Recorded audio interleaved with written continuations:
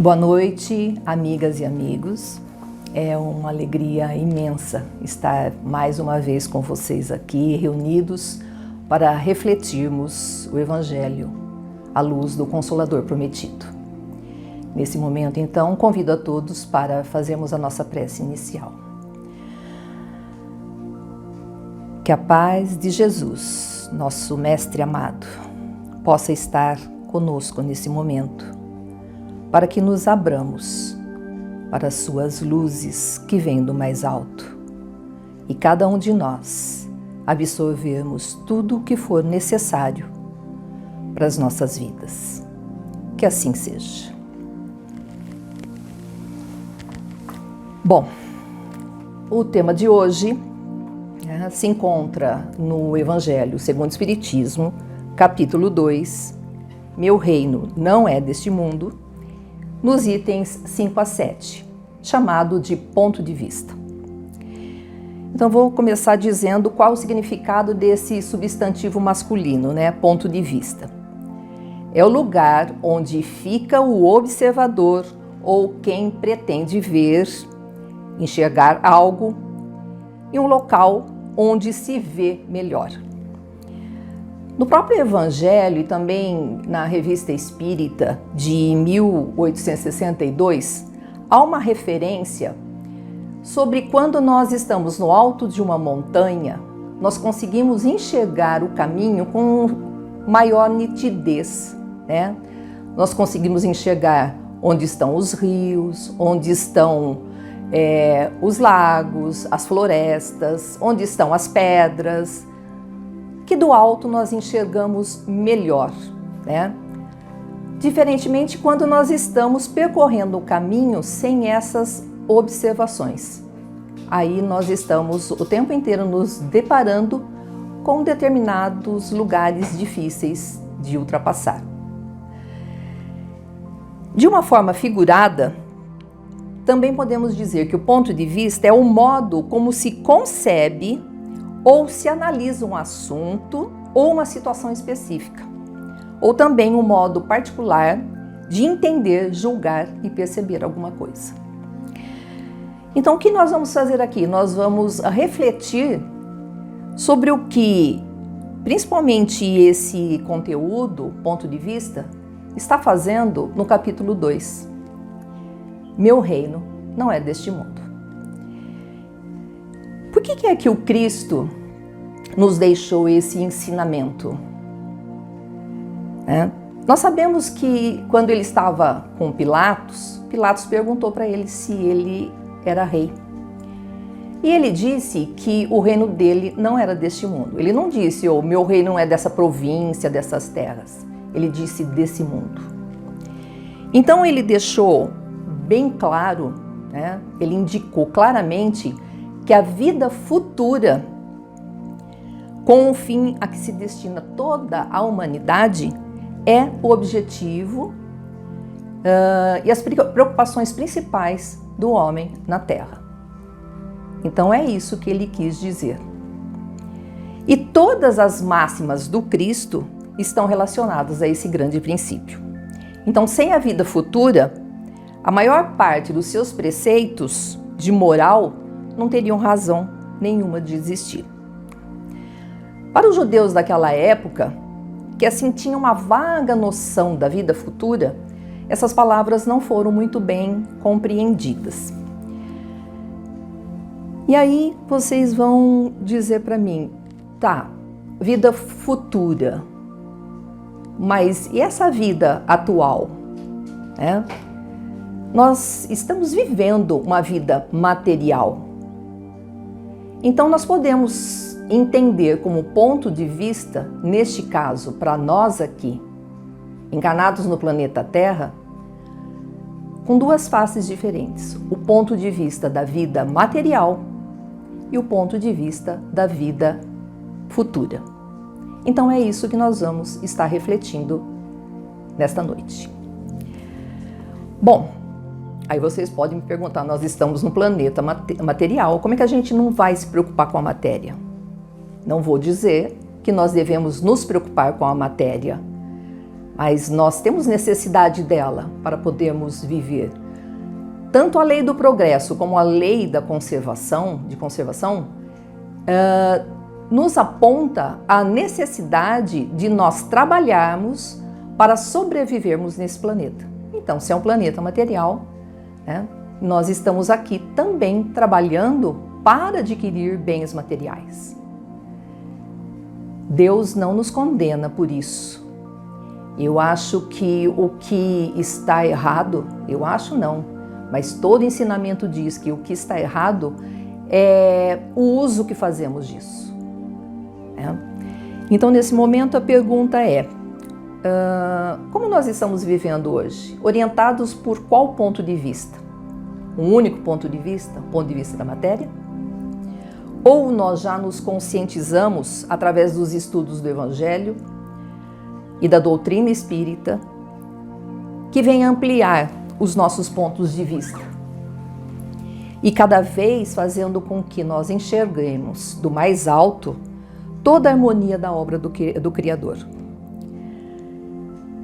Nós precisamos entender, pela fala do Cristo, meu reino não é deste mundo, que nós não somos daqui, nós estamos aqui. Para quê? Para aprendermos, nos aprimorarmos e evoluirmos. Lá no item 5 do capítulo 2, Kardec nos informa que a ideia clara e precisa que se faz da vida futura dá uma fé inabalável no porvir. E essa fé tem imensas consequências sobre a moralização dos homens. Ela muda completamente o ponto de vista sobre o qual encaramos a vida terrestre. Se nós estamos aqui para o nosso aprendizado, necessitamos da matéria, nós também entendemos que passamos aqui, enquanto encarnados nesse planeta, por vicissitudes, por dificuldades que a própria vida se encarrega de colocar para cada um de nós, quando, por alguma razão, nós agimos errado, tomamos um caminho incerto, nos equivocamos. E como é que nós vamos lidar, com tudo isso? Com as vicissitudes, com as dificuldades. É aí que nós temos que também focar na nossa vida futura, buscando não só a matéria, mas principalmente os alimentos para o espírito. Quando Jesus comenta lá em João 14, 25, que ele nos falou tanto sobre essas coisas, enquanto estava junto de nós, e ele falou isso para os espíritos, e nós não o entendíamos, ele voltou a dizer no versículo 26 do mesmo capítulo 14 de João, que ele enviaria um Consolador, que ele mandaria alguém para nos prestar auxílio, conforto e consolo, mas também para nos instruir. O Espírito Santo que o Pai enviaria em seu nome nos ensinaria sobre as coisas e como é que nós deveríamos viver segundo esses preceitos. Então, o Espiritismo, que nós chamamos de Consolador Prometido, o Evangelho redivivo do Cristo, veio alargar, ampliar o nosso pensamento sobre a vida futura, abrindo-nos novos horizontes. Então, no lugar de uma visão estreita e mesquinha do aqui e agora, nós iríamos valorizar também tudo aquilo que nós iríamos buscar para a nossa vida futura. E o Espiritismo mostra que esta vida futura é a mais importante para nós enquanto espíritos imortais. E a vida presente é somente um anel no conjunto harmonioso e grandioso da obra do nosso Criador. Então, o que a gente precisa saber e fazer, né, principalmente para esse momento de transição que a gente está vivendo? Bom, primeiro, nós precisamos entender que o planeta Terra, ele passava por uma fase muito difícil, né? E como nós estamos num momento de transição planetária, onde chegará o dia que entraremos numa nova, num novo momento, que é o momento de regeneração, né? Nós começamos a entender o porquê essas provas individuais e coletivas estão mais acerbas. As bases para um mundo de regeneração precisavam ser mais fortalecidas. E as bases do planeta, nesse momento histórico, são muito frágeis, porque nós vivíamos num modelo totalmente pautado no individualismo, no consumismo desequilibrado, no hedonismo, que significa a busca pelo prazer de um modo de vida, a indiferença para com o próximo. Tudo isso dava como base muito frágil para essa transição para um planeta de regeneração. É por isso que veio esse abalo. Esse abalo foi necessário para que nós podemos solidificar os valores morais, como a fraternidade, a solidariedade, a amorosidade, a saúde espiritual, o afeto, a convivência familiar, entre outros. Para que, fortalecidas essas bases, essa transformação para mundo de regeneração ocorra.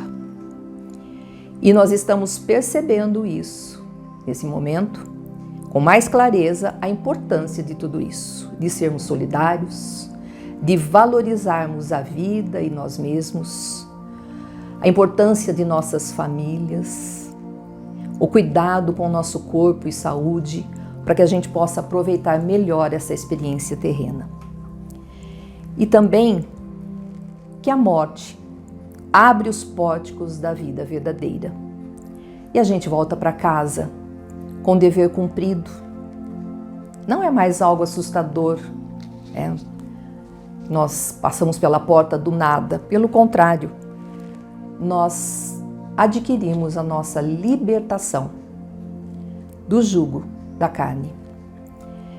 E é por isso que nós devemos encarar as preocupações da vida terrestre com calma de espírito. Bom, e aí então a gente pergunta: eu estou acumulando alguma coisa que não cabe para mim enquanto espírito imortal? Eu estou dando valor a algo que não é importante para mim enquanto espírito? O que é que eu devo ajuntar? Não na matéria, mas no espírito. Quais são os valores? E a doutrina espírita, ela vem trazer esses valores para que nós possamos, através do conhecimento e entendimento deles, entendermos acerca do universo e da vida.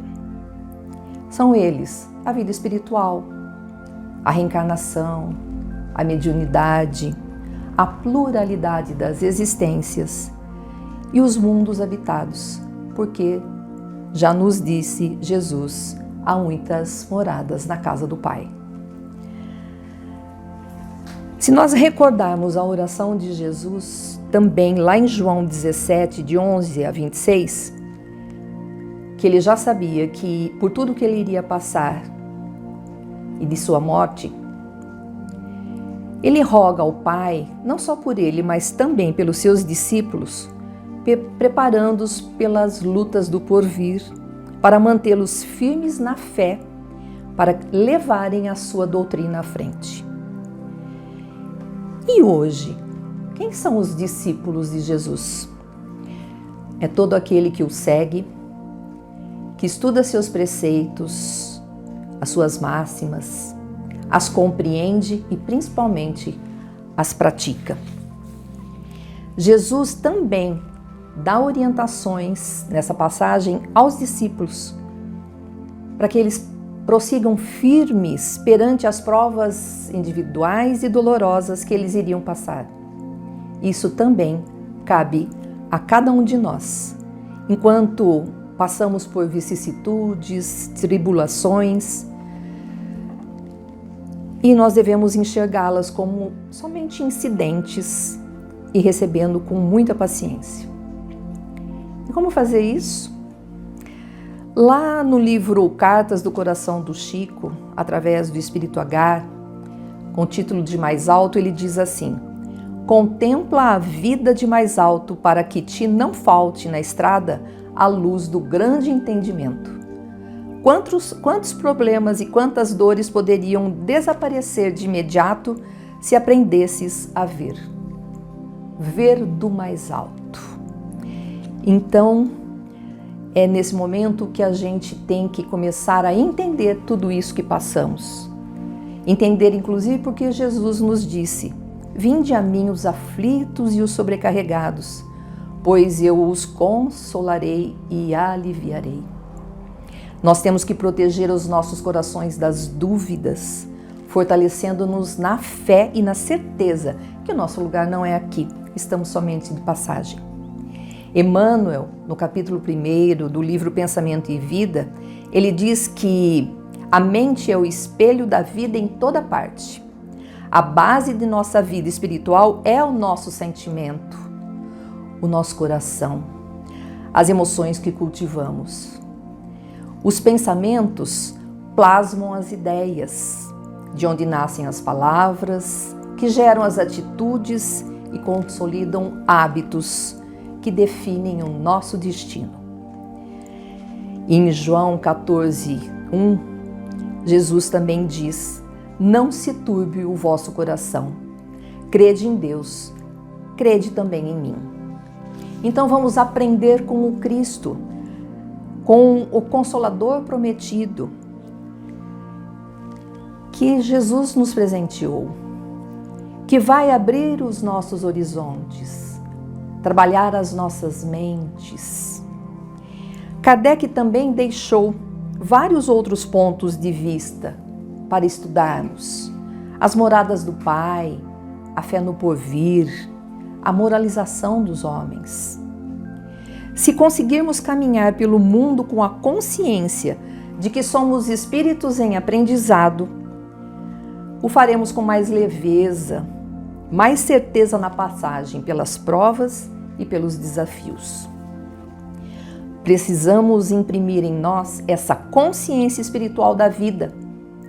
Assim será mais tranquila a nossa caminhada pela materialidade, infundindo em nós a esperança de alcançarmos estados mais ditosos.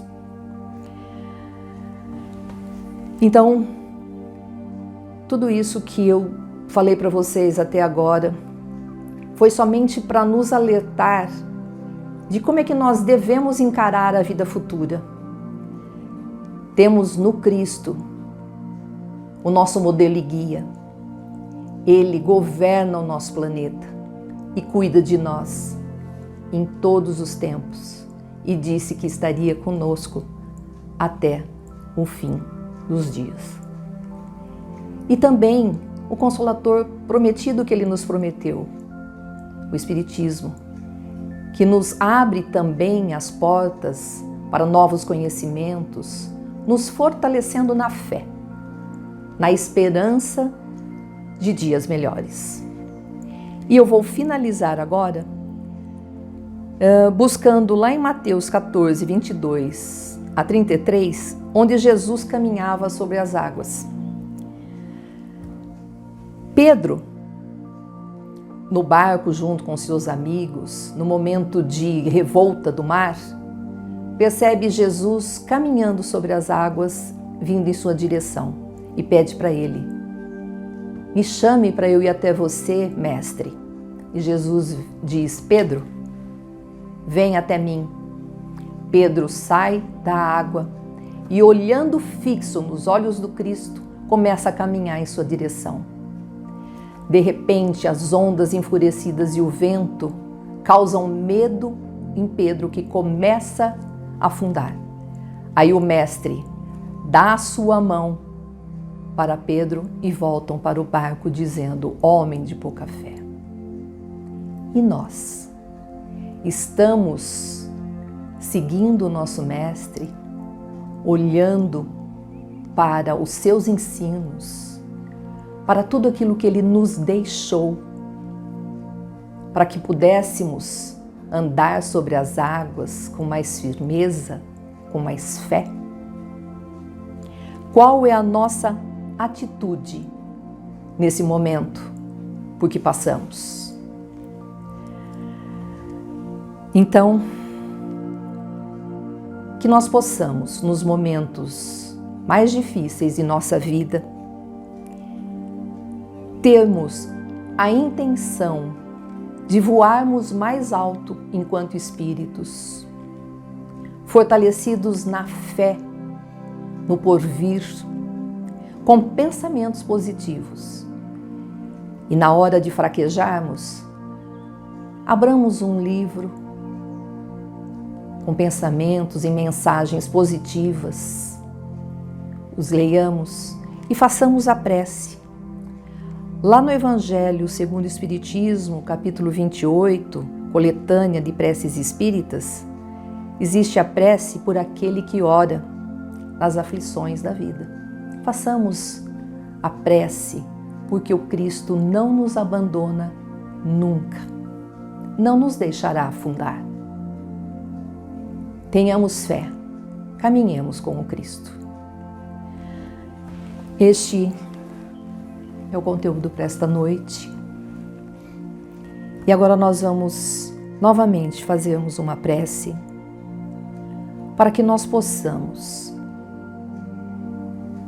com fé, confiança e esperança, trilharmos ainda os nossos caminhos com vista à vida futura, à vida espiritual. E que o Cristo esteja conosco em todos os dias, nos fortalecendo. Que assim seja. Bom, se o conteúdo fez bem para você, deixe seu like, compartilhe com aquele amigo que está precisando também ouvir um pouquinho sobre aquilo que falamos aqui hoje. Se inscreva em nosso canal, ativa o sininho e não se esqueçam também que nós continuamos a nos cuidar. Para isso, a máscara, o álcool gel, evitando aglomeração, se possível, nos distanciarmos das pessoas que por alguma razão não levam esses protocolos com seriedade, mas que principalmente nos vacinemos, ou pela dose única ou pelas 2 doses. As minhas 2 eu já tomei. Faça igual. Até breve. Uma boa semana a todos.